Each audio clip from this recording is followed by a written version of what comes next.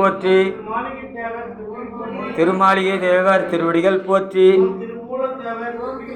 திருமூல தேவர் திருவடிகள் போற்றி. திருவள்ளுவர் திருவடிகள் போற்றி. துர்வாச முனிவர் திருவடிகள் போற்றி. ஓம் தேரையர் திருவடிகள் போற்றி. ஓம் நந்தனார் திருவடிகள் போற்றி.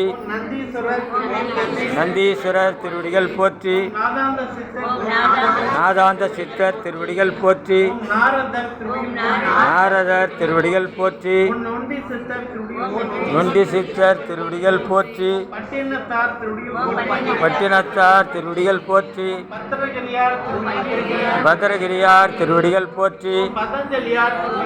பதஞ்சலி ஜோதி தெய்வம் மேனை ஆண்டு கொண்ட தெய்வம் அம்பலத்தே ஆடுகின்ற ஆனந்த தெய்வம் பொருட்சாறு மறைகளெல்லாம் போற்றுகின்ற தெய்வம் போதாந்த தெய்வம் உயர் நாதாந்த தெய்வம் இருட்பாடு நீக்கி ஒளி ஈந்தருளும் தெய்வம் எண்ணிய யான் எண்ணியவார் எனக்கருளும் தெய்வம் பெருட்பாடல் உவந்தனையும் சிவமாக்கும் தெய்வம் சிற்றவையில் விளங்குகின்ற தெய்வம் அதே தெய்வம் ஆனந்த தெய்வம் அன்பு தெய்வம் அருள் ஞான தெய்வம் அற்புத தெய்வம் அமுத தெய்வம் அருட்பெரும் ஜோதி தெய்வம் அருட்பெரும் ஜோதி தெய்வம் அருட்பெரும் ஜோதி தெய்வம்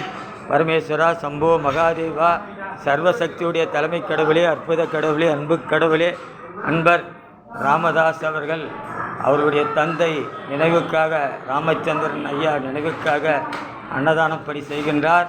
எல்லாம் வல்ல இறைவன் அற்புத கடவுள் அன்பு கடவுள் கருணை கடவுள் தெய்வக் கடவுள் அகத்தீசர் வள்ளலார் அவர்களுடைய ஆசியுடன் அவர் ராமச்சந்திரர் அவர்களுக்கு ஆத்ம சாந்தி தந்து ராமதாஸ் ஐயா அவர்களுடைய குடும்பம் துணைவியர் குழந்தைகள் எல்லாம் நூறு வாழ வேண்டும். அன்னதானம் செய்பவர்கள் அநேக கோடி காலம் வாழ்கவே வாழ்கவே வாழ்கவே என்பது சித்தருடைய வாக்கு. அன்பு நண்பர்களே, இன்றைய பதிவில் நம்ம என்ன பார்க்க போகிறோம்னா, இந்த சித்தர்களின் அற்புதங்களில் வரிசையாக நம்ம கொஞ்சம் கொஞ்சம் சுவாரஸ்யமான விஷயங்கள்லாம் பார்த்துட்டு வரோம். அது மாதிரி இன்றைய வரிசையில் இன்னொரு அற்புதம் நடந்ததை நான் சொல்ல வரேன். அதாவது இது ரொம்ப ஆரம்ப காலகட்டத்தில் என்னுடைய நண்பர் ஒரு சபை நடத்திட்டு வந்தாங்க. இன்னமும் அந்த சபை இருக்குது. அகத்தியர் சன்மார்க்க சபை, செங்கல்பட்டில் அகத்தியர் சன்மார்க்க சபை அப்படின்ற இதில் என்னுடைய நண்பர் அவர் கடந்த 38 வருஷங்களுக்கு மேலாக அதை நடத்திக்கிட்டு வராங்க. அங்கே எப்படி பார்த்திங்கன்னா ஒரு வாரமும் அன்னதானம் நடக்கும். அப்புறம் சித்தர்கள் போற்றி பூஜை நடக்கும். அங்கே ஆரம்ப காலகட்டத்தில் நான் நிறைய தொண்டு பண்ணுவேன். அங்கே போய் அங்கே அந்த காய்கறி நறுக்கிறது, ஞாயிற்றுக்கிழமைனா அங்கே தான் இருப்பேன். அங்கே போய் காய்கறி நறுக்கிறது, அப்புறம் அந்த பிளேட்டு அது இதெல்லாம் எடுத்து போய் கொடுக்கறது, இலையெல்லாம் எடுத்து போய் போடுறது. அப்புறம் ஒரு கிட்டத்தட்ட ஒரு 500 பேருக்கு அந்த அந்த நிகழ்ச்சியில் சாப்பாடு உண்டு. அது யாருக்கெல்லாம் இந்த சாப்பாடு அப்படின்றத நீங்கள் பார்க்கணும். அதாவது அங்கே எப்படின்னா, அந்த ஏரியாவில் இருக்கிறது மக்கள் எப்படின்னா நிறைய அங்கே இந்த காகிதம் பொறுக்கிறவர்கள்லாம் இருப்பாங்க. காகிதம் பொறுக்கிற ஆட்கள் அந்த குடும்பங்கள்லாம் இருக்கும். அப்படியே அழுக்காக இருப்பாங்க. அந்த குழந்தைங்கள்லாம் பார்த்தீங்கன்னா ட்ரெஸ்ஸு கூட போடாது, இல்லை அரகர ட்ரெஸ்ஸில் இருக்கும். அப்படியே அழுக்கு ட்ரெஸ்ஸில் பரட்ட தலையோட அப்படியே இருக்கக்கூடிய குழந்தைங்க. அந்த மாதிரி அந்த வறுமை கோட்டுக்கு கீழே உள்ள அந்த குடும்பங்களில் இருந்து அந்த ஞாயிற்றுக்கிழமையில் அவங்க இந்த பாத்திரங்களை கொண்டு வருவாங்க. அந்த சாம்பாருக்கு ஒரு பாத்திரம், சாப்பாட்டுக்கு ஒரு பாத்திரம், அந்த பொரியல் இதெல்லாம் வாங்கின்னு போகிறதுக்கு ஒரு பாத்திரம். அங்கே வந்து கிட்டத்தட்ட ஒரு பெரிய வட்டியில் வந்து அந்த சாப்பாடு வடித்து அதில் வந்து ஒவ்வொருத்தருமே வந்து பார்த்திங்கன்னா அந்த ஒரு பாத்திரத்தில் ஒரு 4 பேர் இல்லை 5 பேர் சாப்பிட்லாம். அந்த அளவுக்கு பாத்திரத்தில் அவங்க வந்து வாங்கின்னு போவாங்க. இது இல்லாமல் அங்கே சாப்பிட்றவங்களும் அந்த மாதிரி வந்து கடந்த 38 வருஷங்களாக நடந்துக்கிட்டு இருக்குது. அது வந்து பார்த்தீங்க அப்படின்னா ரொம்ப ரொம்ப மிராக்கிள். என்ன அப்படின்னு கேட்டிங்கன்னா, அங்கே வந்து உண்டியல் இருக்காது. அப்புறம் வந்து இந்த நோட்டீஸ் அடித்து ரோடாக போய் கலெக்ஷன் பண்ணுறது அப்படின்றது இருக்காது. அதே மாதிரி யார்கிட்டேயும் போய் டொனேஷன் கொடுங்க அப்படின்ற மாதிரி ஒரு ஒரு கும்பலாக போய் நம்ம கேட்போம் இல்லையா, நாங்கள் இது மாதிரி அன்னதானம் நடத்துகிறோம், அதுக்கு எங்களுக்கு உதவி பண்ணுங்கள் அப்படின்னு சொல்கிறது. இந்த மாதிரி எந்த வித ஆக்டிவிட்டீஸுமே அங்கே இருக்காது. இந்த 38 வருஷமாகவும் இப்படி தான் இருக்குது. எனக்கு தெரிஞ்சதுலேருந்து இதே மாதிரி தான் இருக்குது. நானே வந்து அந்த சபையோட தொடர்புன்னு பார்த்தீங்கன்னா கிட்டத்தட்ட ஒரு 20 வருஷம் இருக்கும்னு நினைக்கிறேன். 20 வருஷமாக நான் அந்த அவங்களோட நான் தொடர்பில் இருக்கேன். அதாவது நான் அந்த பூஜைக்கு போகிறது எல்லாம் நிறுத்தி வந்து கிட்டத்தட்ட அது ஒரு ஆயிடுச்சு வந்து ஒரு 10 வருஷம் ஆகிப்போச்சு. ஆனால் வந்து அந்த தொடர்பில் நான் இருந்துக்கிட்டு தான் இருக்கிறேன். இப்போ அந்த விஷயங்கள்லாம் நீங்கள் பார்த்தீங்கன்னா அங்கே எப்படி வந்து அத்தனை பேருக்கு சாப்பாடு போடுற அளவுக்கு காசு வருது, அது எப்படி வரும்னே தெரியாதுங்க. அந்த மாதிரி வரும். திடீர்னு எதுவுமே இருக்காது அங்கே. நீங்கள் வந்து பார்த்தீங்கன்னா அத்தனை பேருக்கு சாப்பாடு போடுறாங்க அப்படின்ற இந்த சுவடே அங்கே இருக்காது. அங்கே பார்த்தீங்கன்னா அந்த என்ன சொல்கிறது, அந்த அரிசி பருப்பு அதெல்லாமே வந்து ஸ்டோர் பண்ணியிருக்கிறது, அந்த ஸ்டோர் ரூம் அந்த மாதிரி எல்லாம் அங்கே இருக்காது. அப்படியே காலியாக இருக்கும். ஏதோ ஒரு கோயில் அப்படியே இருக்கும். இங்கேயா சாப்பாடு போடுறாங்கன்ற மாதிரி சொல்கிறதெல்லாம் இருக்கும் அப்போல்லாம். ஆனால் எங்கேருந்தோ வந்து எல்லாமே வந்து சேருங்க. யாருன்னே தெரியாது. திடீர்னு எடுத்துன்னு வந்து காசு கொடுப்பாங்க. ஏன்னா இங்கே அன்னதானம் போடுறீங்களாமே, இந்தாங்க எங்கள் சார்பாக போடுங்க அப்படின்னு சொல்லிவிட்டு ஒரு 4 மூட்டை அரிசி எடுத்துன்னு வந்து வச்சுட்டு போவாங்க. திடீர்னு பார்த்திங்கன்னா ஒரு சில அன்பர்கள் யாருன்னே தெரியாது, அவங்க எந்த ஊருன்னு கூட தெரியாது. ஏன்னா இதெல்லாம் யூடியூப்லலாம் போட்டதும் கிடையாது. அப்போல்லாம் யூடியூப் அது இதுவும் அது எதுவுமே கிடையாது. 30 வருஷத்துக்கு முன்னாடியெல்லாம் எதுங்க யூடியூப்பு, இப்போ வந்தது தானே. அப்போல்லாம் பார்த்திங்கன்னா ஒன்றுமே இருக்காது. ஆனால் வந்து பார்த்திங்கன்னா ஏகப்பட்ட பேர் இந்த மாதிரி காய்கறி நான் கொடுத்துட்றேங்க, நான் வந்து மளிகை சாமான் கொடுத்துட்றேங்க அப்படின்னு வந்து அவங்களே கொடுத்துட்டு போவாங்க. அவங்கள முன்ன பின்ன வந்து நம்ம பார்த்துருக்க மாட்டோம், அவங்களோட நம்ம தொடர்புலையும் இருக்க மாட்டோம். ஆனால் அப்போ வந்து பார்த்திங்கன்னா அது அப்படி தான் வந்தது. நான்லாம் முதல்ல கொஞ்சம் நம்பலை. என்ன இது, எந்த ஒன்றுமே இல்லை. எங்கே போனாலுமே நம்ம கோயிலில் போகிறோம், எந்தெந்த கோயில்களில் போனாலும் முதல்ல பெருசாக நிற்கிறது பார்த்தா உண்டியல்னு இருக்கும். ஆனால் இங்கெல்லாம் வந்து ஒன்றுமே காணுமே, உண்டியல்னு ஒரு வார்த்தையே காணுமே. இது எப்படி இங்கே வந்து இது நடத்த முடியும்? ஏன்னா இதில் வேலை செய்கின்ற அன்பர்கள் எல்லாமே யாருன்னு பார்த்தீங்கன்னா ஒரு நடுத்தர வர்க்கத்தில் இருக்கக்கூடிய ஆட்கள் கூட கிடையாது. அதாவது அவங்கெல்லாம் வந்து சும்மா ஜஸ்ட் ஒரு அவங்க குடும்பத்தை நடத்திக்கலாம் அந்த அளவுக்கு தான் அவங்க சம்பாதிக்கிற ஆட்களாக இருப்பாங்க. அவங்களாம் இதில் காசு போட்டு அவங்களால வந்து இதை வந்து இத்தனை வருஷமாக ரன் பண்ண முடியும்னா அப்படிலாம் கிடையாது. இதில் என்ன இதில் இருக்கிற அன்பர்கள் எல்லாருமே வந்து வேலை செய்வாங்க. யாருக்கும் வந்து இதுவெல்லாம் கிடையாது, நீ பெரிய ஆளே இவர் சின்ன ஆளே அப்படிலாம் கிடையாது. யார் வேணால் எந்த வேலையை வேணால் எடுத்து செய்வாங்க. அவங்க ஒரு காய்கறி வெட்டின்னு இருப்பாங்க, ஒருத்தர் சமையல் பண்ணின்னு இருப்பாங்க, அப்புறம் வந்து அங்கே ஒருத்தர் பாத்திரம் கழுவின்னு இருப்பாங்க. அவ்வளோ பெரிய பாத்திரத்தை போட்டு கழுவின்னு இருப்பார் ஒருத்தர். அப்புறம் எங்களால் அவ்வளோலாம் முடியாது, நாங்கள் என்ன பண்ணுவோன்னா அந்த சின்ன சின்ன தட்டு அதெல்லாம் வந்து கழுவி கொடுப்போம், அதெல்லாம் அந்த சபீனை போட்டு கொடுப்போம், அதெல்லாம் ஒரு சில நாள்களில் செய்வோம். அப்புறம் தண்ணி பிடிச்சி வைக்கிறது அந்த மாதிரி இருக்கும். என்னுடைய குழந்தைங்கள்லாம் என்ன பண்ணுவாங்கன்னா அப்போல்லாம் வந்து எல்லாம் என்னுடைய குழந்தைங்க இல்லை, எல்லா அன்பர்களுடைய குட்டி பசங்களும் வந்து என்ன பண்ணாங்கன்னா கையில் அந்த சின்ன அதுங்களுக்கு ஏற்ற மாதிரி ஒரு சைஸு பாத்திரத்தில் தண்ணி எடுத்துக்கிட்டு அந்த டம்ளரில் அங்கே உட்காந்துருக்கிறவங்களுக்கு தண்ணி ஊற்றுறது, இந்த மாதிரி விஷயங்கள்லாம் அப்போ செய்வாங்க. ரொம்ப ஹாப்பியாக இருக்கும் அந்த ஒரு மூமெண்ட்டு. அந்த ஒரு 2 ஹவர்ஸ், ஒரு 11 மணியில் 12 மணிலேருந்து 2 மணி வரைக்கும் போகிற டைமே தெரியாதுன்னு வச்சுக்கோங்களேன். இங்கே நிறைய ஏழைகளுக்கு வந்து இந்த இளைப்பாறுதல், அவங்களுக்கு பசியை ஆற்றுவித்தல் அப்படின்றது வந்து இன்றைக்கு வரைக்கும் அற்புதமாக நடந்துக்கிட்டே தாங்க இருக்குது.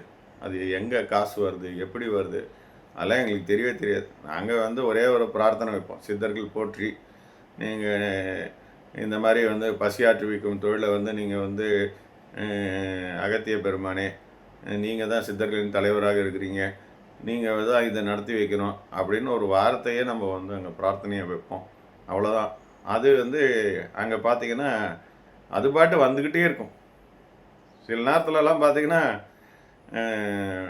அந்த என்னது அந்த குட்டியானன்னு சொல்லுவாங்களா, அதில் ஒரு 10 மூட்டை 5 மூட்டை அரிசியெல்லாம் தப்பான்னு வந்து இறங்கிடும். இதெல்லாம் நான் கண்கூட பார்த்துருக்கேன். ஸோ இன்றைக்கி நம்ம இந்த கார்ப்பரேட் சாமிகளோ இல்லை இன்றைக்கி சோகால்டு சாமியார்ஸ், நம்முடைய ஒரு அன்பர் ஒருத்தர் கூட கேட்டாங்க, இந்த மாதிரி அந்த இடத்துல வந்து ஒவ்வொரு மீட்டிங் அப்போவும் வந்து தினமும் கூட சரி 700 பேருக்கு வந்து சாப்பாடு போடுறாங்க, அங்கே நிறைய பேருக்கு வந்து டொனேட் பண்ணுறாங்க, அங்கே சாப்பாடெல்லாம் அப்படியே வந்து சரவணபவன் சாப்பாடு மாதிரி இருக்குது அப்படின்லாம் வந்து அவங்க சொன்னதெல்லாம் கேட்டோன்னே எனக்கு சிரிப்பு தான் வந்தது. அம்மா, நீங்கள் வந்து இன்றைக்கி வாழற உலகம் என்ன வெல் அட்வான்ஸ்டு உலகம். இந்த வெல் அட்வான்ஸ்டு உலகத்தில் வந்து நம்ம வந்து அப்படியே இந்த யூடியூப்பு, ஃபேஸ்புக்கு இதெல்லாம் வந்து ஒரு செகண்டில் வந்து அட்வர்டைஸ்மெண்ட் கொடுத்துட்ருக்குற உலகம். இப்போ நான் போடுற இந்த வீடியோ கூட வந்து மக்கள் வந்து எப்பயோ அது ஒரு ஒரு என்ன சொல்கிறது, ஒரு கொஞ்சம் பேர் தான் பார்த்துருக்கலாம், நிறைய பேர் பார்த்துருப்பாங்களான்னு எனக்கு தெரியல. இப்படி ஒரு நடக்குதான்றத வந்து இந்த ஊர்லேயே நிறைய பேருக்கு தெரியாது. செங்கல்பட்டுலேயே கூட இந்த மாதிரி இவ்வளோ வருஷமாக நடக்குதா, அப்படி ஒரு இடம் இருக்குதா அப்படின்னு சொல்கிறவங்க தான் இருக்காங்களே ஒழிய இதெல்லாம் நடந்திருக்கா அப்படின்னு கேட்டிங்கன்னா அதுதான் உண்மை. அந்த மாதிரி விஷயங்கள்லாம் இன்றைக்கி நடந்திருக்கு. ஸோ இது நீங்கள் வந்து ஒரு பெரிய ஆன்மீக செயல் அப்படின்லாம் நினைக்க வேண்டாம். இதெல்லாம் வந்து இறை செயல், இதெல்லாம் ஆன்மீகம் சம்மந்தப்பட்டது அல்ல. இது வந்து உலகியல் சம்மந்தப்பட்டது. இது உலகியலில் நம்மளுடைய வேலை என்னங்க, ஒரு மனுஷன் வந்து நீ என்ன சொல்கிறது, ஒரு தங்கத்தாலேயோ வைரத்தாலேயோ ஆன ஒரு ஆபரணத்தை கொடுத்தா கூட அவன் சாட்டிஸ்ஃபை ஆக மாட்டான். ஆனால் அவனுக்கு ஒரு பிடி சோறு அவன் பசிக்கும் போது அவனுக்கு கொடுத்துட்டிங்கன்னு வச்சுக்கோங்க, அந்த வயிறு ரொம்பிச்சுன்னு வச்சுக்கிங்களேன், அதுக்கு மேலே அவன் சாப்பிட முடியாது. போதும் போதும் போதும் அப்படின்வான். ஸோ அவங்ககிட்ட அந்த அந்த முகம் மலர்ச்சி வந்துடும். அந்த பசியில் துடிச்சுக்கிட்டு வந்த அந்த கை நடுக்கும், அந்த முகத்தில் இருக்கிற அந்த பதற்றம், சோறு கிடைக்குமா கிடைக்காதா, அந்த கவலை, நம்முடைய குடும்பத்துக்கு இன்றைக்கி சோறு கிடைக்குமா கிடைக்காதா, அப்படியே வந்து அந்த சுருங்கி போன முகம், சோகத்தினுடைய முகம், இந்த பசியினுடைய முகம், சரியா, இதெல்லாம் அந்த பசி அவனுக்கு போன உடனே அவன் முகத்தில் எல்லாமே மாறிடும். ஒரு செகண்டில் அந்த விஷயங்கள்லாம் மாறிடும். அவ்வளோ பிரைட்டாகிடும் அவன் மூஞ்சி. அவன் அந்த பசியை ஆற்றின உடனே அவன் குழந்தைங்களும் கூட சேர்ந்து சாப்பிட்றத பார்த்த உடனே அவனுக்கு பயங்கர சந்தோஷம், கடவுளுக்கு நன்றி சொல்லுவான். ஏன்னா இன்னைய பொழுதுக்கு நம்மளுக்கு சாப்பாடு கிடச்சிச்சு, நாளைய பொழுது எனக்கு தெரியாது, இன்றைய பொழுதுக்கு என் குடும்பத்துக்கு சாப்பாடு கிடச்சிச்சு, சரியா. அந்த மாதிரி புவர் அந்த மாதிரி அதை நம்ம வீடியோவில் காட்டினாலே வந்து அதை எப்படி எடுத்துப்பாங்க அப்படின்னு கேட்டிங்கன்னா, இவங்கெல்லாம் வேணுன்ட்டு அட்வர்டைஸ்மெண்ட் பண்ணுறாங்க அப்படின்ற ஒரு நெகட்டிவ் கமெண்ட்ஸ் வர அளவுக்கு தான் இன்றைக்கி இருக்குது மக்களுடைய மென்டாலிட்டி. ஆனால் இதெல்லாம் வந்து இந்த காலத்துலேருந்தே நடந்துகிட்ருக்கு. ஸோ இதெல்லாம் வந்து சித்தர்களின் அற்புதம். சித்தர்கள்னால் ஒன்றும் இல்லைங்க, இறைவனுடைய அம்சங்கள்ங்க, அவ்வளோதாங்க, இறைவனுடைய அம்சங்கள். இறைவன் வந்து பல வடிவங்கள் எடுத்து வர்றதுதாங்க சித்தர்கள். ஆனால் சித்தர்கள்ன்றதுக்கு தனியாக ஒரு ஆள்லாம் கிடையவே கிடையாது. என்ன, ஒரு தங்கத்தில் நீ மோதிரம் செய்கிற, ஒரு வளையல் செய்கிற, ஒரு நெக்லஸ்ஸு செய்கிற, ஆனால் இது எல்லாமே உருவங்கள் வேறு வேறு, உருவங்கள் பேர் வேறு வேறு, வளையல்னு சொல்கிறோம், நெக்லஸ்ன்னு சொல்கிறோம், இந்த மாதிரி பேரெல்லாம் வேறு வச்சா கூட அது எதில் செய்யப்பட்டது, வெறும் தங்கத்தினால் செய்யப்பட்டது. அந்த மாதிரி அந்த தங்கத்தினால் செய்யப்பட்டவர்கள் தான் அந்த சித்தர்களின் உருவங்கள்லாம். அதே தான் நம்மளும். ஆனால் அதை நம்ம உணர்றதில்ல, அதை விட்டுருங்க. அதை உணர்ந்தவர்கள் அவர்கள். ஸோ அவங்களுடைய ஆசிகளோட எங்கே இருந்தோ அந்த அந்த அந்த பொருளெல்லாம் திரட்டிக்கிட்டு வர்றாங்க. அற்புதங்களாக நடந்துகிட்டு இருந்தது. அற்புதங்களாக நடந்தது. இத்தனை வருடங்களாகவும் அது அற்புதங்களாக இன்றைக்கி வரைக்கும் நடந்துக்கிட்டு தான் இருக்குது. ஒரு வாரம் கூட தவறாமல் அது பாட்டு நடந்துக்கிட்டு தான் இருக்குது. அங்கே என்ன சொல்கிறதுன்னா, இந்த மாதிரி அற்புதங்களை சித்தர்கள் செய்கிறாங்க அப்படின்றத நான் சொல்ல வரேன். இதில் ஏங்க இதெல்லாம் நீங்கள் சொல்லிகிட்டு இருக்கிறீங்க, இதில் சித்தர்களுடைய அற்புதம் என்னங்க இருக்குது, உங்களுக்கு என்னங்க நடந்தது அப்படின்றத சொல்ல மறந்துட்டேன் பாருங்க. அது சொல்லிடுறேன் இப்போ. அதாவது அந்த காலகட்டத்தில் என்னன்னா, இதில் நான் இன்னொரு விஷயத்தையும் சொல்லிடுறேன். நான் 10 பைசா கூட என் பணத்தை போட்டு செய்கிற அளவுக்கு நான் எந்த ஒரு அந்த என்ன சொல்கிறது டொனேஷனையும் கொடுத்தது இல்லை. இத்தனை வருடங்களாக கொடுக்குற நிலைமையில் நான் இல்லை, கொடுத்ததும் இல்லை. என் காசு இந்தாப்பா பாக்கெட்டில், இந்தாப்பா நான் சம்பாதிச்சதில் ஒரு 2000 ரூபா, 2 மூட்டை என் கணக்கு அப்படின்னு கொடுக்குற நிலைமை என்கிட்ட கிடையாது. எங்கேயோ பிச்சை எடுத்தோம், எங்கேயோ கொடுத்தோன்றது அது வேறு விஷயம். அப்படியெல்லாம் நம்ம சொல்லக்கூடாது. அது அவங்களுடைய பணம். ஆனால் நம்ம பணமாக கொடுத்தோமா அப்படின்னு கேட்டிங்கன்னா இல்லவே இல்லை. அதுக்கு பதிலாக என்ன பண்ணணும், உடல் உழைப்பு. அவ்வளோதான், எங்களால் முடிஞ்சது அவ்வளோதான். உடல் உழைப்பு தான் நாங்கள் கொடுத்தோம். எங்கள் குடும்பமே அங்கே போய் வேலை செய்யுது. சரி, அப்போது அந்த மாதிரி பசியாற்றுவித்தல் அப்படின்றது ஒரு பெரிய இஷ்யூவாக இன்றைக்கெல்லாம் பேசிக்கிட்டு இருக்கிறாங்க. இது பெரிய பெரிய பிக் ஷாட்டுகளுடைய கனெக்ஷனில் இருந்துக்கிட்டு அவங்களுக்கெல்லாம் என்னங்க, ஒரு செகண்டில் அப்படி ஒரு செக் அப்படி தள்ளினாங்கன்னா 1,00,000 ரூபாய் டொனேஷன் கொடுத்தாங்கன்னா 500 பேருக்கு என்னங்க 1000 பேர் கூட போடலாங்க. இங்கே அப்படி யார் இருக்காங்க? எங்களுக்கு தெரிஞ்ச அந்த மாதிரி பெரிய பெரிய பெரிய ஆட்கள்லாம் கிடையாது. எங்ககிட்ட இருக்கிறவங்களுடைய நண்பர்கள், இந்த சபையில் இருக்கிற உறுப்பினர்களும் பெரிய பெரிய ஆள்லாம் கிடையாது. எல்லாருமே ரொம்ப மிடில் விட கீழே இருக்கக்கூடிய இந்த வேலை செய்கிற ஆட்கள் தான். அவங்களுக்குன்னு சொந்தமாக பெருசாக பெரிய நிலச்சி வந்தார்களோ அந்த மாதிரி ஆட்களோ பெரிய இவங்களோலாம் கிடையவே கிடையாது. ஆனால் இன்றைக்கு வரைக்கும் அந்த அற்புதங்கள் நடந்துக்கிட்டு தான் இருக்குது.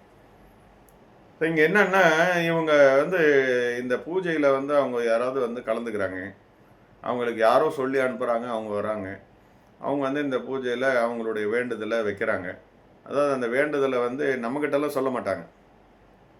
அவங்களே அங்கே உட்காந்து அந்த பூஜையில் கலந்துக்கிட்டு அவங்களே இறைவன்கிட்ட வேண்டிப்பாங்க. அங்கே அந்த பூஜை நேரத்தில் அவங்க வேண்டிக்கிறாங்க போல இருக்குது. அவங்களுக்கே அது ஏதோ நல்லது நடந்துடுது.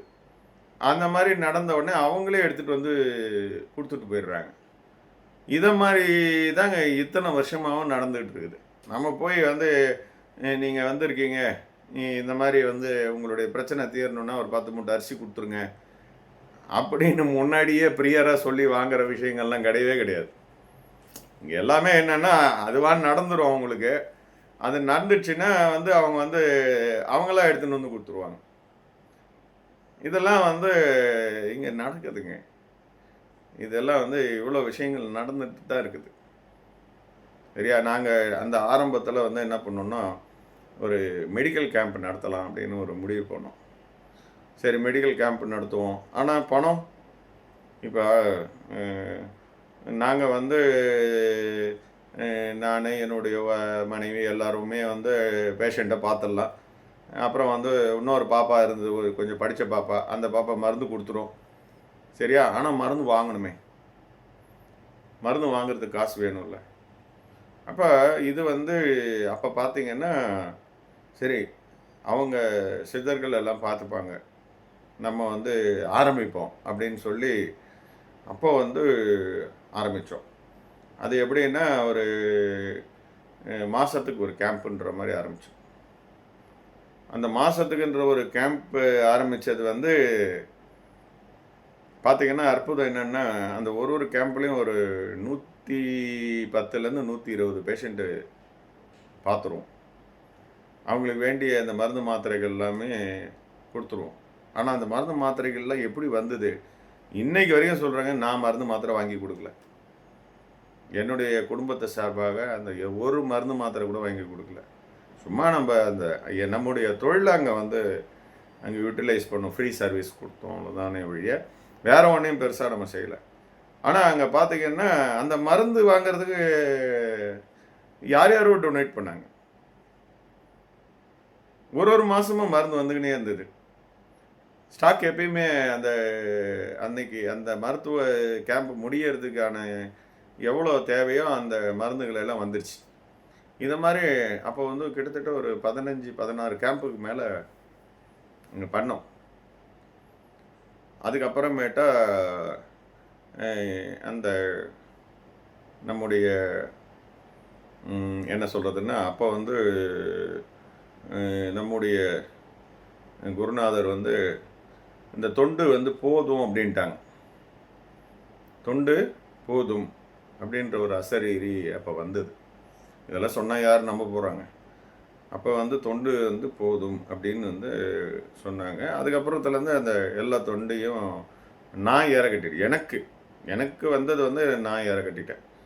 அதுக்கப்புறம் நான் அந்த கேம்புக்கு போகிறது அதெல்லாம் எதுவும் கிடையாது. அதுக்கு முன்னாடி எல்லாம் நீங்கள் பார்த்தீங்கன்னா இந்த ராமகிருஷ்ணா கேம்ப்பு மிஷினில் மாதம் கேம்ப் நடத்துவாங்க. அது எங்கே நடத்துவாங்க அப்படின்னு பார்த்தீங்கன்னா, அது இந்த ரொம்ப இன்டீரியராக இருக்கக்கூடிய வில்லேஜஸ். அந்த சண்டே ஆச்சுன்னா இந்த 2009 2010லலாம் பார்த்தீங்கன்னா சண்டேயில் வீட்டு வாசலில் அந்த வேல இருக்கும். அப்போ நாங்கள் வாடகைக்கு இருந்த வீடு, இன்றைக்கே வாடகையில் தான் இருக்கிறோம். பட் அந்த வாடகையில் இருக்கிற வீடு எப்படி இருக்கும்னா, நான் சொல்கிறது 20-25 வருஷத்துக்கு முன்னாடி இருக்குது வச்சுக்கோங்களேன். 20 வருஷத்துக்கு முன்னாடி. அப்போ பார்த்துக்குங்க. அப்போ அந்த 8 மணிக்கு ஹார்ன் அடிப்பாங்க. அந்த ராமகிருஷ்ணா வேன் நிற்கும். எல்லா மருந்து எல்லாத்தையும் ஏற்றிக்கின்னு நிற்போம். அப்புறம் ஏறிப்போம். அவ்வளோதான். அப்படியே டகடகான்னு அந்த காடு மேடு ரோடில், கிராமத்து ரோடில் இறங்கி போய் அங்கே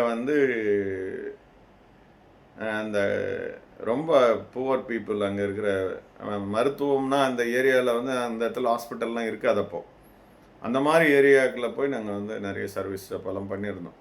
அது கிட்டத்தட்ட ஒரு சொல்லப்போனால் ஒரு 200 கேம்புக்கு மேலே பண்ணியிருப்போம். 200 கேம்புக்கு மேலே பண்ணுவோம். அந்த கூட இருந்த அந்த கோஆர்டினேட்டர் மிஸ் ரொம்ப தங்கமானவங்க. அந்த மாதிரி ஒரு ஜெம் லேடி பார்க்க முடியாது. பட் அவங்க இப்போ இல்லை, no more. But she is very nice, service orient. அவங்க எவ்வளோ அற்புதமான அந்த சர்வீஸ் பண்ணிகிட்டு இருந்தாங்க. அப்போ அவங்க இங்கே செங்கல்பட்டு மடத்துலேயே அவங்க தங்கி அவங்க இந்த சர்வீஸ்லாம் அப்போ பண்ணிகிட்டு இருந்தாங்க. ஸோ அப்போ அந்த பார்த்திங்கன்னா அந்த மாதிரி நிறைய பண்ணியிருக்கிறோம். அது நம்ம சொல்லக்கூடாது, அது ஒன்றும் பெரிய விஷயம் இல்லை. அதெல்லாம் ஒன்றுமே இல்லைங்க. அதான் சொல்கிறேன், இதெல்லாம் சாதாரணமாக நிறைய பேர் பண்ணிக்கிட்டு இருக்கிறாங்க. இதெல்லாம் சொல்கிறதுக்கு எதுவும் கிடையாது. இதெல்லாம் கடமை. படித்ததுக்கு எதாவது ஒன்று செய்யணுங்க. உலகுக்கு நீ செய்யணுன்னா உலகம் ஒன்று எனக்கு உலகம் என்ன செய்தது, உனக்கு உலகம் என்ன செய்ததுன்னு நம்ம கேட்டுக்கிட்டு இருக்கிறது மட்டும்தான் நம்மக்கிட்ட வேலையாக இருக்குது. ஆனால் ஒவ்வொரு தனி மனிதனுடைய கடமை என்னென்னா, உலகுக்கு நீ என்ன செய்தாய். உலகம் நம்மளுக்கு எதுவுமே செய்யலைப்பா அப்படின்னு சொல்கிறவங்க தான் இன்றைக்கி 99% இருக்காங்க. ஆனால் உலகத்துக்கு நீ என்ன செய்தாய். இன்றைக்கி உலகம் இந்த லெவலில் ஒன்று வச்சுருக்குது. அப்போ அதுக்கு கைமாறாக என்ன நீ செய்தாய், அதை நீ உன்னுடைய நெஞ்சை தொட்டு சொல். அதுதான் ரொம்ப முக்கியம். சரியா? ஸோ இந்த மாதிரி விஷயங்கள்லாம் இருக்குது. அதை சொல்ல பாருங்கள். நம்ம பட்டன் எங்கிட்ட போயிட்டுருக்கோம். இந்த மாதிரி சித்தர்களுடைய அற்புதங்கள் அப்படி நடந்துகிட்ருக்குது. அந்த நடந்துகிட்ருக்கிறப்போ எனக்கு என்ன நடந்தது அப்படின்னா, அந்த மாதிரி கட்டத்தில் அப்போ என்ன பண்ணுறேன்னா, அந்த அகத்தியர் சிலை இருக்கும். அதுக்கு மாலைலாம் போட்டிருப்பாங்க. அதுக்கு சைடில் கொஞ்சம் இடம் இருக்கும். அது ஒரு சின்ன கோயில் மாதிரி தான் இருக்கும்னு வச்சுக்கலாம். அவ்வளோதான் இடமே. அங்கே அந்த கோயிலில் இருக்கிற உள்ள அந்த மூலஸ்தானம்னு சொல்லக்கூடியது அந்த இடம். அது அதுக்கு பக்கத்தில், அவருடைய பக்கத்தில் அப்போ நான் உட்காந்து ஒரு 11 மணி வாக்கில் நான் தியானம் பண்ணிக்கிட்டு இருக்கிறேன். அப்போ அந்த தியானம்னா நம்மளுக்கு அவ்வளோ பெரிய விஷயம்லாம் கிடையாது. சும்மா அப்படியே கண்ணை மூடிட்டு அப்படியே உட்காந்துருக்கிற மாதிரி உட்காந்து. அப்போ என்ன நடக்குது அப்படின்னு பார்த்தீங்கன்னா, இதை சொன்னால் நம்புவாங்களான்னு தெரியாது, ஆனால் உண்மை நடந்தது. இப்போ என்ன நடந்ததுன்னு பார்த்தீங்கன்னா, அந்த அகத்தியருடைய இந்த நெற்றி இருக்கு இல்லைங்க, இந்த நெற்றியிலேருந்து அப்படியே ஒரு இந்த அது என்னது அபிராமி பட்டருடைய பாட்டை கேட்டு அம்பாள் வந்து இன்னைக்கு முழு நிலவு அப்படின்ட்டு அந்த காதில் இருக்கிறத தூக்கி போட்ட உடனே அந்த முழு நிலவு தோன்றுது அப்படின்னு நம்ம படத்துலலாம் பார்த்துருப்போம். சரியா? அந்த மாதிரி இவருடைய நெத்தியிலேருந்து ஒரு சிகப்பு, இவ்வளோ தூரத்துக்கு ஒரு சிகப்பு பொட்டு மாதிரி இவ்வளோ சைஸுக்கு ஒன்று வந்து அவருடைய நெத்தியிலேருந்து அப்படியே வெளியில் வந்து அப்படியே கிராஸ் ஆகி அந்த ஒளியானது வந்து அப்படியே என்னுடைய நெற்றிக்குள்ளே வந்து நின்று அப்படியே உள்ளே போயிடுச்சு. இது சத்தியமாக நடந்தது 20 வருஷங்களுக்கு முன்னாடி. அது மனக்காட்சியாக இருக்கட்டும், அது காட்சியாக இருக்கட்டும். ஆனால் இதெல்லாம் எதிர்பார்க்காத காட்சி. இப்படிலாம் நடக்கணும்லாம் நம்ம எதிர்பார்க்கல. அதாவது எக்ஸ்பெக்டேஷனோட, அது என்ன சொல்கிறதுனா, கற்பனைனா நம்ம ஒன்று கற்பனை பண்ணி வச்சுருப்போம்ல, அந்த மாதிரியெல்லாம் இல்லை. இது எதிர்பார்க்காம அந்த விஷயம் நடந்ததுங்க. அப்போ என்ன ஆகுதுன்னா, நான் பாட்டு அங்கே தியானம் பண்ணிகிட்டே இருக்கிறேன். அங்கே சாமி கும்பிட வர்றவங்க வர்றாங்க. ஏன்னா இது யாருமே இங்கே இல்லை. நாங்கள் உட்காந்துங்கிறேன், ஒரு பக்கத்தில் உட்காந்துங்கிறேன். என் காதில் உழுது அவங்க பேசுகிறது. வெளியிலேருந்து யாரோ ஒரு 2 பேர் 3 பேர் அந்த சாமியை வேண்டுறதுக்கு அவங்க வந்து அங்கே நின்று வேண்டிகிட்டு இருக்கிறாங்க. அவங்க சொல்கிறாங்க, என்ன சொல்கிறாங்கன்னா, இங்கே யாருமே காணுமே, கதவு திறந்துருக்கு, கேட்டை சாத்திடலாம் அப்படின்ட்டு சொல்லிவிட்டு சாத்துறாங்க. ஆனால் பூட்டெல்லாம் போடல, சும்மா சாத்திட்டாங்க. சரியா? அது நம்ம உள்ளேருந்தே திறந்துக்கலாம், அது ஒரு பெரிய விஷயம் இல்லைன்னு வச்சோம். சும்மா சாத்துறாங்க. அப்படி திறந்து இருக்கிறது எந்த நாய்க்கு உள்ளே போயிட்டு போகுது அப்படின்றதுக்காக அவங்க வந்து சும்மா சாத்திட்டு போகிறாங்க. ஆனால் நாங்கள் உட்காந்துங்கிறது அவங்களுக்கு கண்ணுக்கு தெரிஞ்சுதா இல்லை ஐடென்டிஃபை பண்ண முடியலையா? ஆனால் என்ன நடந்ததுலாம் எனக்கு தெரியல. நான் மிகைப்படுத்தி பேசலை. நான் அப்படியே மறைஞ்சிட்டு அந்த நேரம் வரைக்கும் தியானம் பண்ணும்போது காணாமல் போயிட்டேன், இப்படியெல்லாம் நான் சொல்ல வரல. ஆனால் அது அந்த மாதிரி ஒரு அர்த்தம் அங்கே க்ரியேட் ஆகுது. ஏன்னா எதிரில் குத்துக்கல் மாதிரி. அப்போ நான் இப்போ பார்க்குறது நீங்கள் ஒல்லியாக பார்க்குறீங்க, நான் அப்போ 100 கிலோ இருப்பேன். 97 கிலோ நான் அப்போ எல்லாம் ஃபேட்டாக அப்படி இருப்பேன். என்னுடைய பழைய ஃபோட்டோலாம் நீங்கள் பார்த்தீங்கன்னா தெரியும், நல்ல தொப்பெல்லாம் பெருசாக வச்சுக்கின்னு அப்படி இருப்பேன். ஸோ அந்த மாதிரி அங்கே ஒரு குத்துக்கல் மாதிரி உக்காந்துன்னு அங்கே வந்து நான் தியானத்தில் உட்காந்துன்னு இருக்கிறேன். அப்போ என்னை ஏன் தெரியல அவங்களுக்குன்றது எனக்கு தெரில. ஒரு ஆள் உட்காந்துங்கிறான்றது கூட தெரியாமல் அவங்க கதை மூட்டு போகிறாங்கன்னா எனக்கு யோசிச்சு பாருங்கள். இந்த விஷயம் வந்து சொல்கிறதுக்கு தான் இந்த பதிவு நான் போட்டேன்.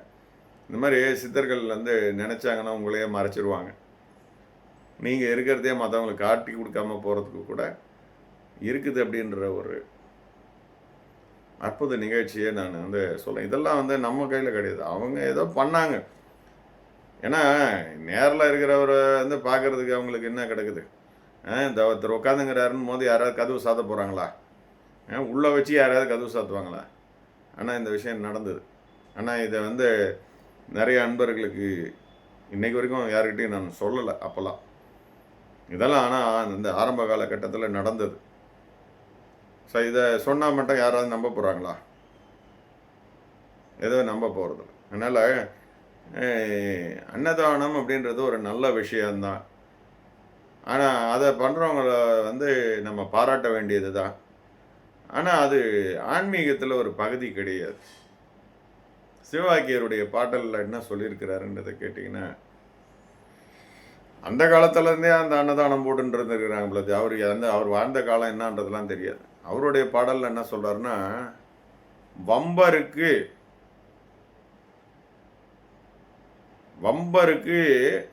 நீங்கள் அன்னதானம் ஈவதால் என்ன பயன் அப்படின்னு கேட்குறாரு. அவர் அன்னதானம் யாருக்கு போடணுன்றாரு? பசித்தவருக்கு மட்டும்தான் போடணுன்றார்.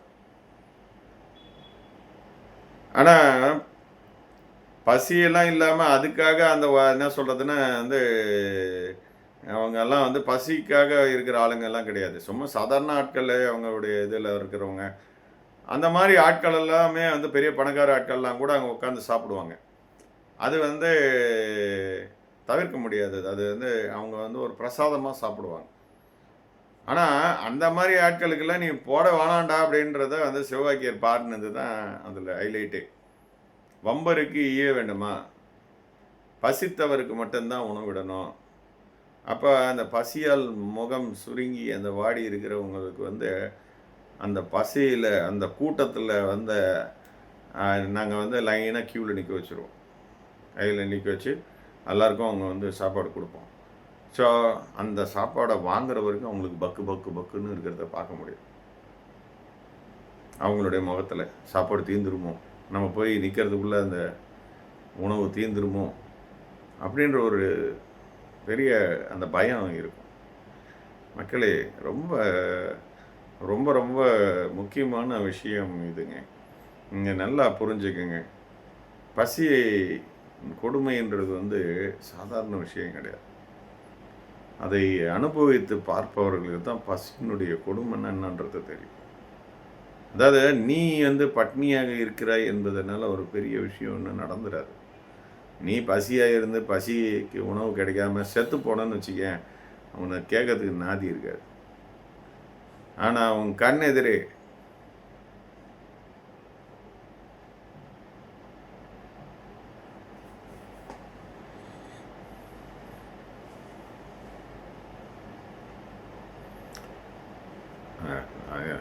நான் சொல்கிறேன், தப்பாக நினச்சிக்காதீங்க. உங்கள் கண் எதிரே உங்களுடைய குழந்தைகள் பசியில் துடிப்பது பார்த்தீங்கன்னு வச்சுக்கோங்க,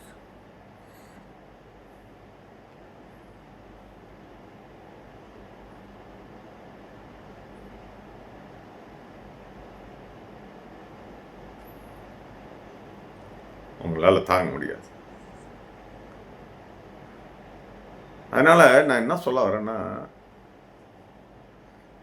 இந்த நிலைமையில தான் எல்லாருடைய குழந்தைகளும் இருக்கணுன்றது வந்து அவசியம் இல்லை. சரியா? இந்த நிலைமையில வந்து ஒரு குடும்பத்தின் தலைவர் இருக்கணுன்றது அவசியம் இல்லை. இது நான் ரொம்ப லோயஸ்ட் லெவலை பற்றி பேசிட்டேன். ஆனால் அவர் வந்து ஏதோ ஒரு ஆளை முடிஞ்சதை போய் வேலை செய்து சம்பாதிச்சது ஒவ்வொன்றும் ஒரு வேளை கஞ்சியாச்சு அந்த குழந்தைங்களுக்கு ஊற்றுறாங்க. நான் யாருக்காக இந்த விஷயத்த சொல்கிறேன்றதை ஒன்று புரிஞ்சுக்குங்க. இந்த ஆன்மீகம்னு சொல்லிட்டு நான் குடும்பத்தை விட்டு ஓடி வந்துடுறேன், என் குடும்பத்தை கடவுள் பார்த்துக்குவாரு அப்படின்னு சொல்லிட்டு வரானுங்க பாரு. அந்த திமிரு பிடித்தவர்களுக்கு தான் நான் பேசுகிறேன். ஒரு தகப்பன் ஸ்தானன்றது வந்து சாதாரண விஷயம் கிடையாது. நீங்கள் மாயையெல்லாம் பேசவே கூடாது. மாயைன்ற பேசுறதுக்கு உங்களுக்கு அருகதையே கிடையாது. நீங்கள் வந்து நான் கடவுள், எனக்குள் பிரம்மம் என்ன ஒன்றா பேசியா, அது எத்தனை வயசுலேருந்து நீ பேச ஆரம்பிச்ச சொல்லு. உனக்கு எப்போ அந்த அறிவு வந்தது? பிறந்தவொடனே வந்துச்சா? இல்லை அந்த அறிவு இருக்கிறவன் ஏன் பிறந்த, ஏன் கல்யாணம் பண்ணினேன், எதுக்கு குழந்தை பெற்றுக்கினேன்? அப்போல்லாம் இல்லாத அறிவு இன்னைக்கு வந்துச்சா அவனுக்கு? நான் இறைவனை தேடி போகிறேன், குழந்தைங்கள வந்து குடும்பத்தையும் கடவுள் பார்த்துக்குவாருன்னு சொல்கிறிய, நீ எல்லாம் வந்து கடமை தவறியவன். கடமை தவறியவர்களை வந்து இறைவன் ஏற்றுக்க மாட்டார். நீ ரோடாக பிச்சை எடுத்து தான் அலையணும், நீ வந்து செத்து தான் போவ. உனக்கு அந்த நல்ல நிலைமையெல்லாம் கிடைக்கவே கிடைக்காது. நீ நினச்சிக்காத நான் கடவுளை வந்து முழுமையாக நம்பி ஓடுகிறேன், அப்படிலாம் கிடையவே கிடையாது. மாயையாக இருந்தால் மட்டும் என்னங்க, மாயை மட்டும் என்னங்க தனியாக முளைச்சிடுச்சா? அழகனி சித்தர் அருமையாக சொல்கிறார், ஒரு கிணறு இறைக்கப்படாத ஒரு கிணறுல வந்து ஒரு மாதம் 2 மாதம் இறைக்கப்படாத கிணறு மேலே வந்து பாசி படிஞ்சிருக்குது அப்படி. அப்போ அவர் கேட்குறாரு, இந்த தண்ணி, இந்த அடித்தளம், இந்த கிணறுனுடைய அமைப்பு, அந்த கல்லில் கட்டியிருப்பாங்க இல்லையா, இதெல்லாமே கிணறை சார்ந்தது என்று நீங்கள் சொல்கிறீர்களே, அதில் இருக்கிற மீன் அது எல்லாம், அப்போது அதில் இருக்கின்ற பாசி எங்கிருந்து வந்தது? அதுவும் கிணற்றினுடையது தானே. எவ்வளோ தெளிவாக சொல்லியிருக்கிறார். அந்த மாதிரி மாயை என்பது வந்து ஒரு தனிய விஷயம் கிடையாது. எல்லாம் நம்ம வந்து சும்மா ஒரு பெரிய ரொம்ப இந்த அந்த ஆன்மீகவாதிகள்னு பேர் போட்டுன்னு இருக்கவங்கலாம் நிறைய பேர் டுபாக்கூர் விடுறதெல்லாம் இதெல்லாம் மாயை, இது மேலெல்லாம் ஒரு இது இருக்கக்கூடாது. இதுவும் கிணற்றினுடையது தான்ப்பா. இந்த பிரபஞ்சம் என்ற கிணற்றினுடையது தான் இந்த மாயைன்றதை புரிஞ்சுக்குங்க. எப்போ இந்த மாயை உங்களை சரி ஒழிஞ்சு போடா, போய் கடவுளோட சேர்ந்துக்கோ அப்படின்னு அது எப்போ வந்து உத்தரவு கொடுக்குதோ, அக்செப்டன்ஸ், எப்படி வந்து ஒரு நம்ம விசாவை வந்து எனக்கு கட்சிச்சின்னு அந்த முத்திரை குத்துறாங்க பார்த்தீங்களா, அப்போ தான் நீங்கள் இன்னொரு கண்ட்ரிக்கு போக முடியும். ஸோ அந்த மாதிரி வந்து இந்த விஷயம் வந்து ரொம்ப முக்கியம். எல்லாம் மாயை மாயின்னு ஓடாதீங்க. இது மாயைன்னு வந்து இந்த என்னது அது ஒரு பெரிய அருவறுக்கப்பட்ட விஷயமெல்லாம் பேசாதீங்க. அந்த மாயை வழி விடலைன்னா நீங்கள் வெளியே வர முடியாது. நீங்கள் ஆன்மீகத்தை கற்றுக்க முடியாது. இறைவனை பார்க்க முடியாது. இறைவனுடைய அனுபவங்களை உனக்கு காட்டவே மாட்டாங்க. தன்னை அவர் காட்டி கொடுக்கவே மாட்டார். சரியா? ஸோ இதெல்லாம் புரிஞ்சுக்குங்க. நீங்கள் வந்து ஒரு ஆண்மகனாக இருந்து சடனாக நீங்கள் வந்து ஒரு பையை மாட்டிக்கிட்டு வெளியே ஓடி நான் சாமியாரை போகிறேன்னு ஓடிடுறீங்க. இதே ஒரு பெண் குடும்பத்தில் இருக்கிற அந்த குழந்தைகளை எல்லாம் விட்டுட்டு தகப்பனையும் விட்டுட்டு அவள் பைய தூக்கின்னு போயிட்டா என்ன ஆகும்? இல்லை அவள் உட்காந்து 24 மணி நேரமும் நான் தியானம் பண்ணுவேன், சோறு சமைக்க மாட்டேன், நான் கடவுளோட போகிறேன் அப்படின்னு சொன்னால் என்ன ஆகும் குடும்பம்? ஸோ ஒரு தாயானவள் ஒரு பெண்ணானவள் வந்து உங்களுக்கு எவ்வளோ விட்டு கொடுக்குறா அப்படின்றத நீங்கள் புரிஞ்சுக்கங்க. அதனால தான் நான் வந்து போடக்கூடிய வீடியோக்கள் எல்லாம் என்ன சொல்கிறேன்னா, ஆன்மீகத்தை தெரிந்து கொள்ளுங்கள், தவறுகளிலிருந்து தப்பித்து கொள்ளுங்கள், திருடர்களிடமிருந்து தப்பித்து கொள்ளுங்கள். எவனாவது வந்து உங்களை வந்து ஆன்மீகத்துக்கு வாங்க கிளாஸ் எடுக்கிறேன், நான் வந்து உங்களுக்கு இன்றைக்கே உன்னை வந்து கடவுள்கிட்ட கூட்டும் போயிடுறேன்னு சொல்கிறவன் எல்லாம் அவன் சோத்துக்காகத்தான் உங்களை கிளாஸ் எடுக்கிறான்றதை நீங்கள் புரிஞ்சுக்கங்க. அவனுக்கு சோத்தை வந்து உருவாக்கிக்க தகுதி இல்லாதவன் வந்து மக்களை பார்த்து வாங்க வாங்க நான் சொல்லித்தரேன், அவங்க கர்மாக்களை விளக்குறேன் போடுறேன்,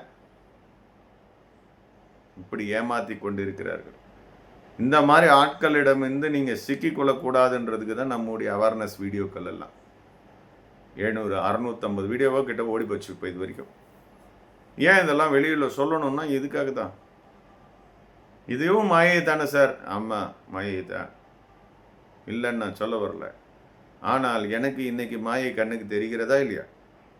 அது என்னைக்கு இறைவனால், என்னை படைத்தவனால், என் உயிரினால் எதிரில் எதுவும் தெரியாமல் போகிறதோ, இந்த உடம்பை நான் என்று உணர முடியாமல் போகின்ற அளவுக்கு அந்த பக்குவ நிலைக்கு கொண்டு செல்லுகின்ற விஷயம் இந்த உயிரான குருவிடம் மட்டுமே உள்ளது. மனுஷன் குரு கிடையாதுன்றது ஏற்கனவே நம்ம நிறைய தடவை சொல்லிட்டோம். எவன் ஒருவன் என்னுடைய சீடர்கள்ன்ற வார்த்தையை use பண்ணுறானோ he is not fit for a guru, he is not for spirituality. Try to understand this. There is no source called guru and no source called shishya or teacher or a student in spirituality. If a person understood the truth, he never says you are my student and I am the guru, and he won't have any name at all. He won't fix any name at all.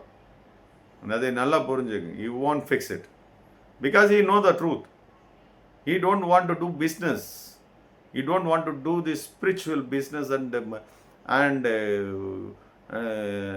enjoy the fruit of this spirituality.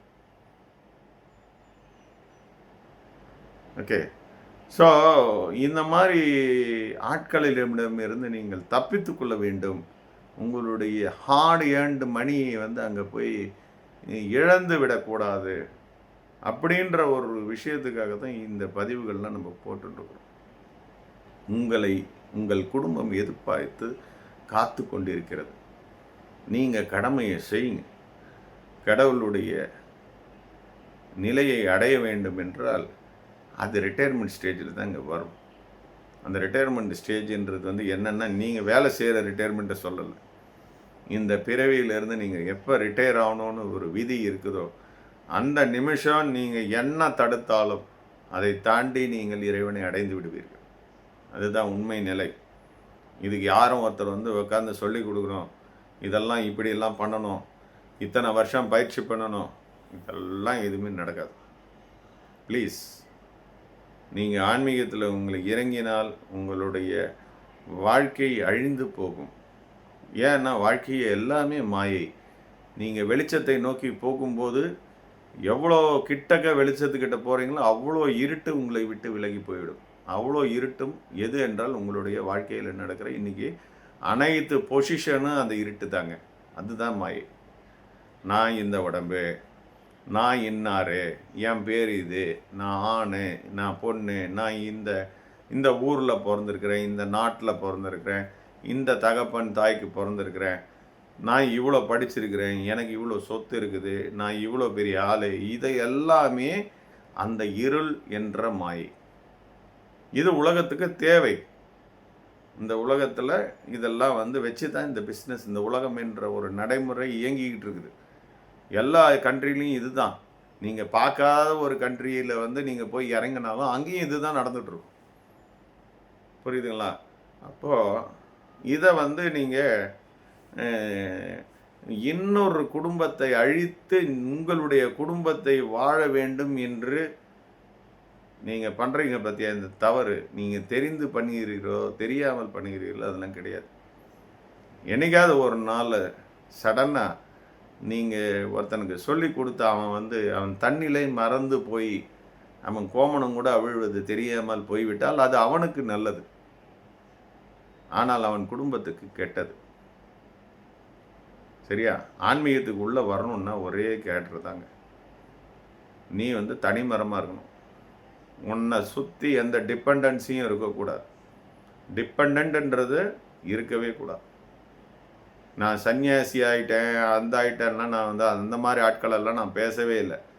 Whoever it is, உங்களுடைய வாழ்க்கை உங்களை எப்பொழுது தனிமரமாக்குகிறதோ, உங்களை சார்ந்து யாருமே இல்லை, இந்த உலகத்துக்கு நீங்கள் தேவையில்லாத பொருள், இந்த உலகத்திலே நீ ஒரு வித்தியாசமான ஜந்து,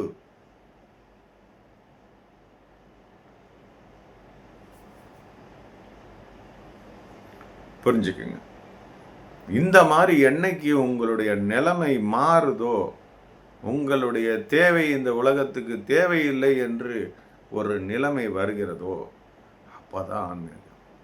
அப்போ தான் அவங்களுக்கு தான் ஆன்மீகம். அவங்க தான் இறைவனை தேடணும்.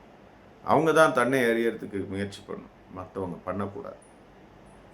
மற்றவங்க எல்லாருமே அவங்கவுங்க மதத்தில் கற்றுக் கொடுத்த அவங்கவுங்க இறைவனை, அவங்கவுங்களுடைய வழிமுறைகளை, நான் பொதுவாக சொல்கிறதுன்னா பக்தி மார்க்கம். பக்தி மார்க்கம்னா 2 நிலை.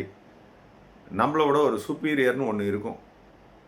ஸோ நம்ம ஒரு இன்ஃபீரியர்னு அது அவங்கக்கிட்ட கையேந்தி நிற்போம். நமக்கு தேவைகள் இருக்கின்றவரை கையேந்துதல் அப்படின்றது இருக்கும். அவங்க சுப்பீரியர்ன்றவங்க அருளல்ல இருப்பாங்க. என்ன காசு நீ உனக்கு என்ன அவங்க கொடுக்குற நிலையில் இருப்பாங்க. ஸோ இதுதான் பக்தி மார்க்கம். இந்த பக்தி மார்க்கத்தை தான் உலகத்துக்கு ஒரு உருப்படியான மார்க்கம். மனிதனை மனிதனாக செதுக்கக்கூடிய மார்க்கம். என்னங்க புலி சிங்கம்லாம் எந்த கோயிலில் போய் கும்பிடுதுங்க? புலியுடைய கடவுள் யாருங்க? சிங்கத்தினுடைய கடவுள் யாருங்க? அப்போ ஒரு சிங்கம்தான் கடவுளாக இருக்க முடியுமா சிங்கத்துக்கு? இப்படிலாம் கேள்வி கேட்காதீங்க. சரியா? அங்கே போய் பார்த்தா தான் உங்களுக்கு தெரியும். நீங்கள் ஒரு தேன் கூட்டில் உள்ளே நடக்கிற அந்த ஒரு என்ன சொல்கிறது, அந்த ஒரு ஆர்கனைஸ்டு ஒரு கம்யூனிட்டியை நீங்கள் யூடியூப்லலாம் போட்டு பாருங்கள். அங்கே எப்படி ஒரு ஆர்கனைஸ்டு கம்யூனிட்டி, எப்படி அந்த அந்த தேனீக்களில் எத்தனை வகை இருக்குது, என்ன மாதிரி தேனீக்கள், வேலை தேனீக்கள், ஆண் தேனீக்கள், பெண் தேனீனா எது, அதை போடுகின்ற முட்டைகளை யாரெல்லாம் காப்பாற்றுறாங்க, யாரெல்லாம் படை வீரர்கள், யாரெல்லாம் போய் அணியை எடுத்துகிட்டு வரவங்க, மீதி பேர்லாம் என்ன வேலை செய்கிறாங்க, எப்படி கூண்டு கட்டுறாங்க, அவங்களுக்கு யார் அந்த பிளான் கொடுத்தது, இப்படியெல்லாம் உலக அதிசயத்தை நீங்கள் அங்கே பார்க்க முடியும். ஒரு எறும்புனுடைய புத்தூள் கூட போய் பாருங்கள். ஒரு எறும்பு புத்து நம்ம பார்க்குறோமே, அங்கேயும் போய் பாருங்கள். எவ்வளோ ஒரு ஆர்கனைஸ்டு கம்யூனிட்டி நடக்குது, அவங்களுக்குள்ளே இருக்கிற ஒரு மொழி என்ன இருக்குது உங்களுக்கு தெரியலன்னா அதுக்காக அதெல்லாம் வாயில்லா ஜீவன்னு சொல்கிறது தப்பு. நமக்கு தெரியல, அவ்வளோதான். அவங்களுக்கு அவங்களுடைய உலகத்தில் அவங்களுக்குன்னு ஒரு மொழி இருக்குது, அவங்களுக்குன்னு ஒரு அண்டர்ஸ்டாண்டிங் இருக்குது. நீங்கள் அவங்கள வந்து கீழ்த்தரமாக எடை போடாதீங்க, அவ்வளோதான். சரியா? மிருகங்களையோ உங்களை ஒரு உயர்த்தி உங்ககிட்ட மட்டும்தான் பகுத்தறிவு இருக்கிறது, அவர்கிட்டலாம் பகுத்தறிவு இல்லை அப்படின்னு. இந்த பகுத்தறிவு தான் உன்னை கெடுத்ததேன்றதை தான் நீ புரியணும். இந்த பகுத்தறிவு இல்லைன்னா நீயும் எப்பயுமே என்ன சொல்லுவீங்க, குருவிகள் மாதிரி தான் இருப்பீங்க. எந்த ஒரு என்ன சொல்கிறது, இந்த குருவிகள் எல்லாமே வந்து ஒரு 99% ஆஃப் தி இதெல்லாம் பார்த்தீங்கன்னா வந்து நாளைக்கு வேணுமேன்றதெல்லாம் அதெல்லாம் இருக்காது. அது பாட்டு சாயந்தரம் வந்து மரத்து மேலே வந்து உட்காந்துக்கிட்டு சந்தோஷமாக கீச்சு கீச்சுன்னு கத்துறத நம்ம பார்ப்போம். அது மாதிரி காலையில் எந்த திசையில் போனால் உணவு கிடைக்கும் அப்படின்னு அதுங்களுக்கு தெரியாது. தூங்கும்போது அது வந்து யோசிக்கிறதும் கிடையாது, நாளைக்கு நம்மளுக்கு உணவு கிடைக்குமா கிடைக்காதா அப்படின்லாம் எதுவுமே அது வந்து யோசிக்கிறதும் கிடையாது.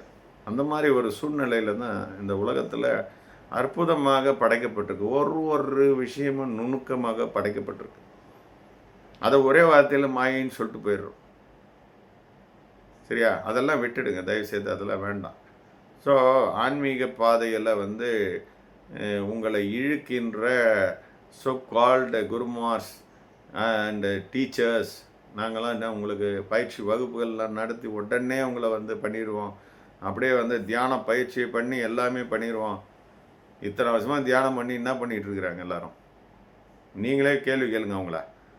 இத்தனை வருஷமாக தியானம் பண்ணிகிட்ருக்கீங்க, நீங்களும் இப்படி தானேங்க சாப்பிட்றீங்க, இப்படி தானேங்க போகிறீங்க, உங்களுக்கு எனக்கு என்ன வித்தியாசம்னு கேளுங்க. போய் ஒரு யார் நீங்கள்லாம் குருமாருன்னு வந்து எந்த இடத்துக்கு போகிறீங்களோ முதல்ல கேட்க வேண்டிய கேள்வி நீங்கள் இது ஒன்று தான். சரியா? சுத்த தேகத்தை அடைந்திருக்கிறாயா நீ அப்படின்ற ஒரு வார்த்தையை அவங்கக்கிட்ட கேளுங்க. நீ இப்படி தான் சாப்பிட்றியா, நீ இப்படி தான் போறியா அப்படின்னு கேட்டுட்டு அந்த மாதிரி இருந்தால் அவங்கக்கிட்ட போங்க. வள்ளல் பெருமான் என்ன சொல்லுகிறாரு, அகாரமும் உகாரமும் சேர்ந்தது முதல் படின்னு இருக்கிறார். அப்படின்னா நான் உயிரையும் உடலையும் இணைத்து கொண்டவர்கள் தான் ஆன்மீக பாதையில் எடுத்து வைக்கின்ற முதல் படியாகும். அதுதான் ஃபஸ்ட்டு ஸ்டெப், எல்கேஜி. இந்த எல்கேஜி முடித்தவன் எவனா இருக்கிறான்னா அவங்ககிட்ட தைரியமாக போங்க. அந்த மாதிரி எல்கேஜி முடிக்காத ஆளுங்கிட்டலாம் போகாதீங்க தயவுசெய்து, எதுவும் நடக்காதுங்க. உங்ககிட்ட இருக்கிற அதை எல்லாத்தையும் கறந்து நூற்றுவானுங்க, அவ்வளோதான். ஸோ அது உங்களுடைய விருப்பம், அது உங்களுக்கு என்ன விதிக்கப்பட்டிருக்கதோ அது போயிட்டுருக்கு போகுது. இருந்தாலும் நான் என்னுடைய விதிப்படி நான் இருக்கிற விவரத்தை நான் சொல்லிடுறேன். இதெல்லாம் வந்து சித்தர்களுடைய ஆசியில் இப்படிலாம் நடக்கும், இந்த மாதிரி அற்புதங்கள்லாம் நடந்தது அப்படின்றதையும் சொல்கிறதுக்கு தான் இந்த வீடியோ. ஆனால் கொஞ்சம் பெருசாக போயிடுச்சு, பொறுமையாக கேளுங்க. ரொம்ப நன்றி.